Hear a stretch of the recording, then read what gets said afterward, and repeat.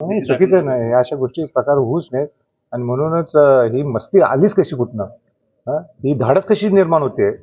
हे सगळे कारण चौकशी करायला चालले, सखोल ह्याची चौकशी व्हायला पाहिजे की या बाबाकडे कोण कोण जात होतं, त्या बाबा काय काय करत होता.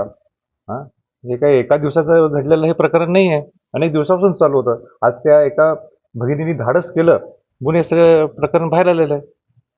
पत्रकारांचे मोबाईल देखील हिसकवण्याचा प्रयत्न झाला. चुकीचं आहे. पत्रकारांना संरक्षण मिळालंच पाहिजे आणि सगळ्यांना संरक्षण मिळालं पाहिजे.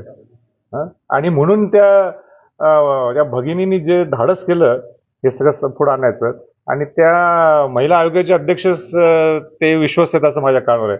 म्हणजे आणि अजूनही त्यांनी राजीनामा दिला नाही, हा आणि मोठा प्रश्न आहे. त्यांच्या धाडस कुठे निर्माण झालेली आहे? मला काय फरकच पडत नाही, मला कोण काय करते, ही जी भावना आहे ही भावना संपून टाकण्याची साठी ही मुख्यमंत्र्यांनी पुढाकार घ्यायला पाहिजे. मला सुद्धा अनेक पत्रकारांची मी ज्यावेळी लँड झालो अनेक पत्रकारांनी मला सांगितलं सुद्धा, मी सुद्धा माहिती घेत होतो. एक दोन व्हिडिओ माझ्याकडे सुद्धा आले. पण हे जे म्हणून मुख्यमंत्र्यांना मी मगापासून एकच नाव घ्यायला लागलोय की हा विषय इतका गंभीर आहे, या विषयाची पूर्ण विचारपूस, पूर्ण चौकशी हे मुख्यमंत्र्यांच्या डायरेक्ट अंडर व्हावी असं मी या मताचं आहे. का हा मेसेज हा नुसता नाशिकचा नाही आहे किंवा एका बाबाचा नाही आहे, हा विषय हा पूर्ण महाराष्ट्राचा अस्मितेचा विषय. महाराष्ट्रात अशा प्रकार जर घडत असतील तर हे दुर्दैव आहे. म्हणून मुख्यमंत्र्यांनी माझी विनंती, बाकी थोडे कामं बाजूला ठेवून, कारण का आपल्या भगिनी ह्या महाराष्ट्रात सुरक्षित राहायला पाहिजेत.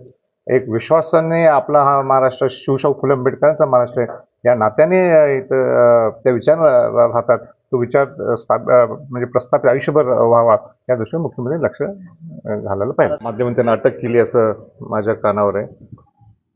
खरोखरच निंदनीय आहे. म्हणजे असे प्रकार महाराष्ट्रात घडतात. ज्या महिला आयोगाच्या सुद्धा प्रमुख ज्या कोण आहेत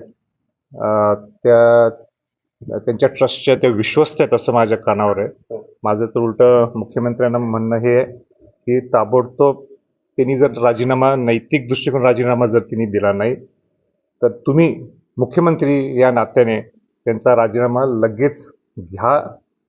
राजीनामा देत असतील तर त्यांना बडतर्फ करा अशी भूमिका मुख्यमंत्र्यांनी घ्यावी.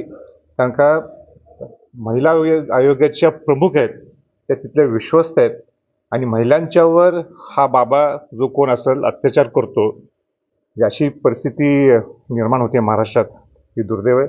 कठोर निर्णय मुख्यमंत्र्यांनी घ्यावा अशी माझी मुख्यमंत्र्यांना विनंती आहे.